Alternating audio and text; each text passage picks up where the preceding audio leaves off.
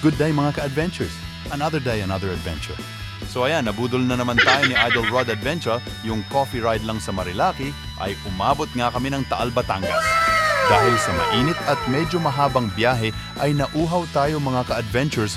Buti na lang nadaanan natin tong Balay Rosa Cafe dito sa Ambulong, Tanawan, Batangas. Umorder na nga tayo kaagad ng strawberry soda mga idol dahil nauhaw tayo sa kahahabol sa sniper at salted caramel naman kay Idol Rod Adventure. Medyo nagulat ako sa price nila dito mga idol dahil sobrang mura ng milk tea and other drinks nila dito. 38 pesos lang ang small and 48 pesos naman sa big size nila. And take note, lahat ng flavor same price lang. O diba? San ka pa?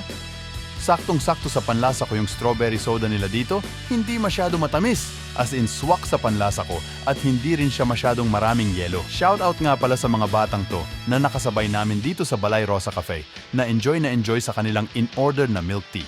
Ang Balay Rosa Cafe nga pala ay matatagpuan sa Barangay Ambulong, Tanawan, Batangas. Madali lang itong hanapin dahil malapit lang ito sa Awilihan Resort. Kung ikaw ay galing ng Tagaytay, pagbaba mo ng Zigzag Road ay kakaliwa ka papuntang Tanawan. Tapos diretsuhin mo lang ito ng mga 7 to 8 minutes ay mararating mo na itong masarap at affordable na cafe shop. Para sa ibang katanungan o para sa kanilang online transactions, direct message lang kayo sa kanilang Facebook page, Balay Rosa Cafe.